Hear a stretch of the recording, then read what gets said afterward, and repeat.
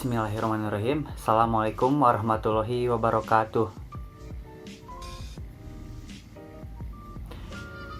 Baik, gimana kabarnya anak-anak?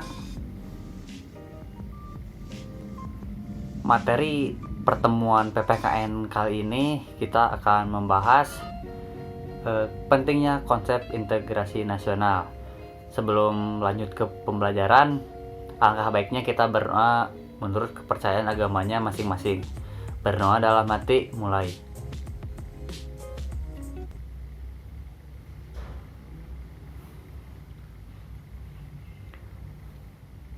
Di kelas ini masuk semua? Baik. Integrasi nasional. Di antara kalian ada yang udah tahu apa itu integrasi?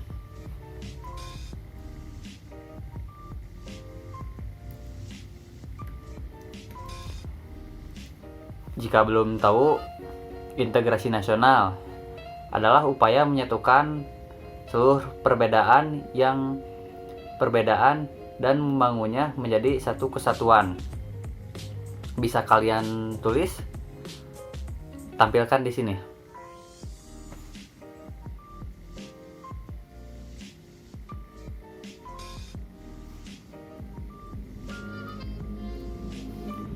Baik, jadi integrasi nasional ini adalah upaya menyatukan seluruh perbedaan, terutama di Indonesia yang memiliki banyak perbedaan dari suku, ras, agama, warna kulit, bahkan dari semua perbedaan ini kita disatukan dengan adanya integrasi nasional agar tidak terjadi perpecah belahan di negara kita ini, agar menjadikan negara damai dan tentram.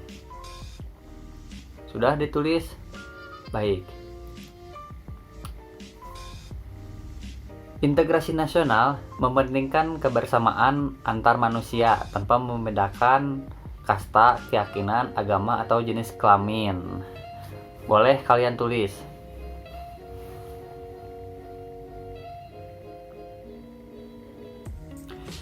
Pentingnya integrasi nasional ini adalah intinya agar tidak terjadi konflik di negara kita sendiri atau masalah-masalah yang menyangkut perbedaan, terutama perbedaan antar diri pribadi.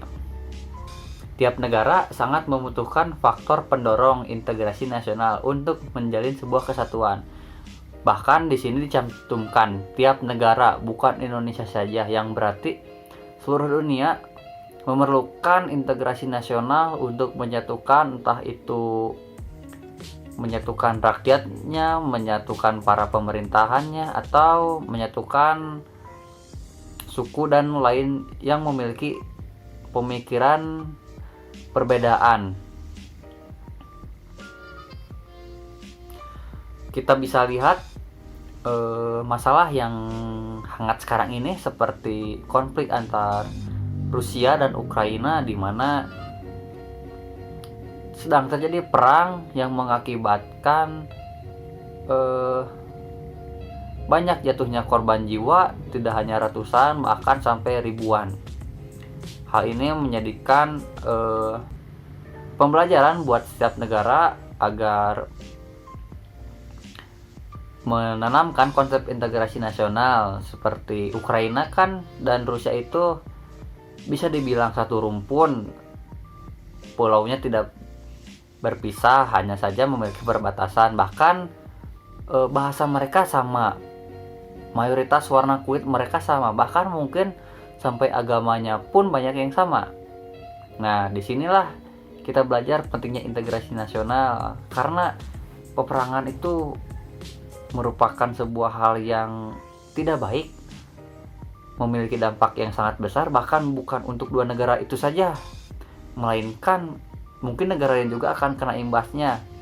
Bahkan negara mereka sendiri yang sedang menjalani perang banyak berjatuhan korban jiwa kan.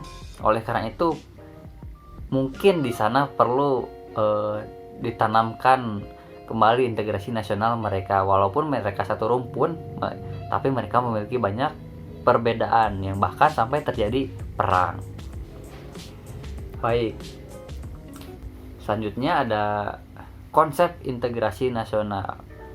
Ada dua konsep, yaitu konsep vertikal dan konsep horizontal. Ada yang mau membacakan konsep vertikal?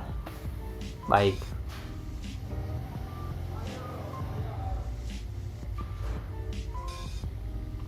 Baik, terima kasih. Saya ulang lagi.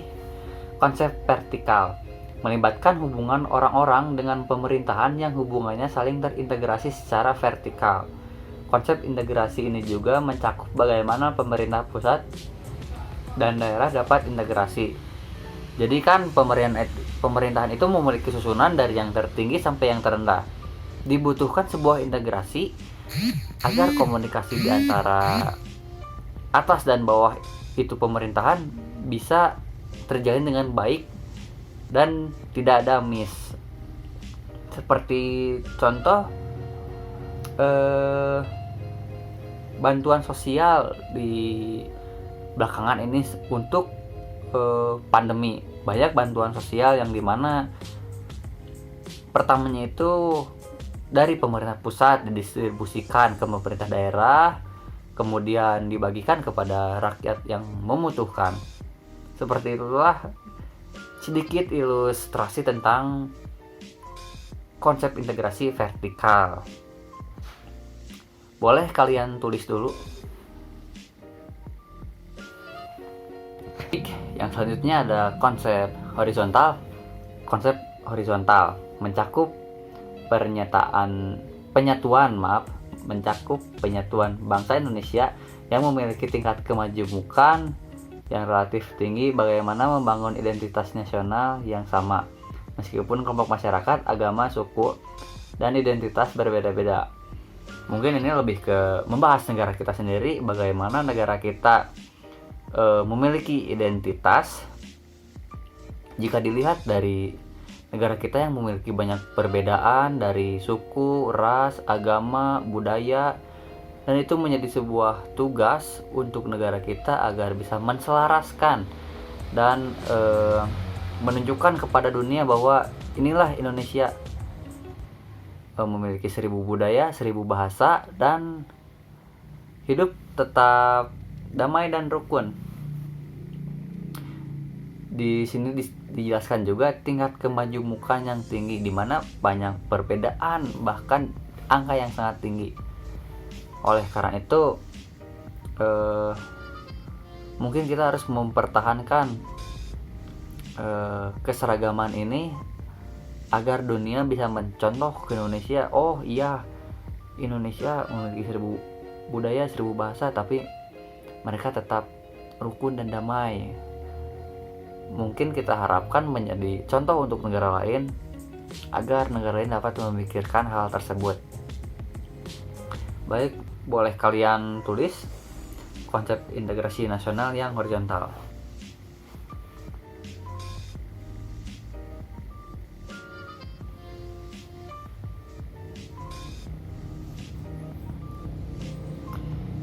Jika sudah, di sini ada salah satu tokoh dari Indonesia yang menjelaskan tentang integrasi nasional. Integrasi nasional adalah proses pemersatu suatu bangsa yang meliputi seluruh aspek kehidupannya, yakni aspek politik, sosial, ekonomi, dan budaya. Menurut Dr. Nazarir Samsudin, yang dijelaskan kita tadi, integrasi nasional itu menyatukan suku, ras, agama, budaya, dan lainnya. Bukan itu saja, ternyata integrasi nasional ini pemersatu dari aspek politik, sosial, ekonomi, budaya. Jika kita pikir kembali, jika aspek-aspek tersebut tidak terintegrasi dengan baik, seperti contoh dalam bidang politik, jika suatu pemerintahan yang menguasainya memiliki kekuasaan yang tinggi dan seenaknya memakai kekuasaan itu, kan mungkin negara kita tidak akan berjalan dengan baik, karena dalam bidang politiknya banyak pemerintah yang egois. seenaknya menggunakan jabatan. Boleh kalian tulis tentang menurut Bapak Nazardin Samsudin ini.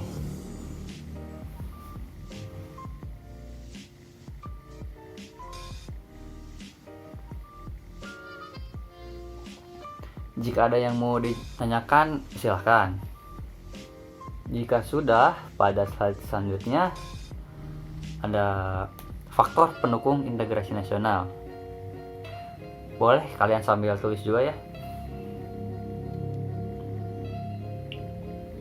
Yang pertama ada persatuan dan perjuangan.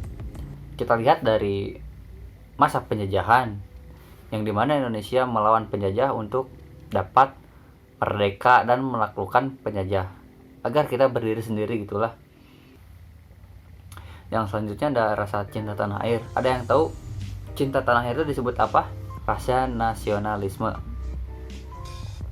Jika tidak ada rasa nasionalisme,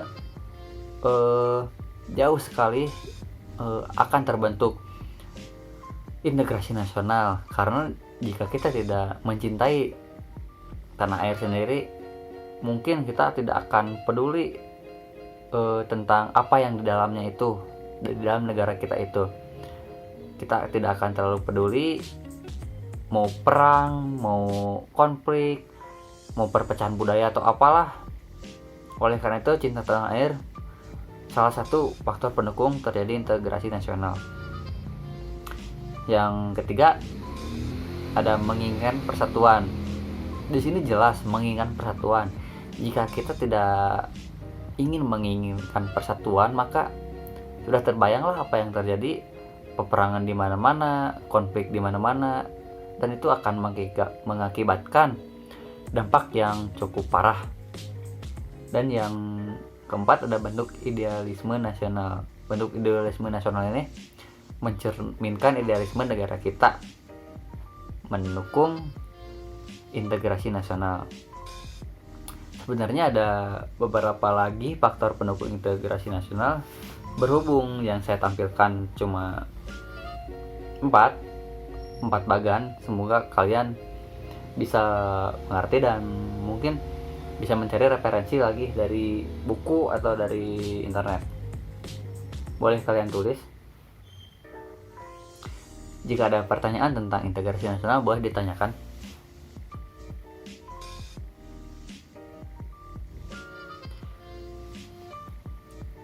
Baik, mungkin cukup sekian materi PPKN tentang integrasi nasional di pertemuan ini. Semoga bisa kalian pahami, dan jangan lupa ada tugasnya dalam bentuk kuisis. Kalian kerjakan di handphone kalian masing-masing 10 soal. Batas waktunya sampai minggu depan ya, jangan lupa. Mungkin cukup sekian. Wassalamualaikum warahmatullahi wabarakatuh.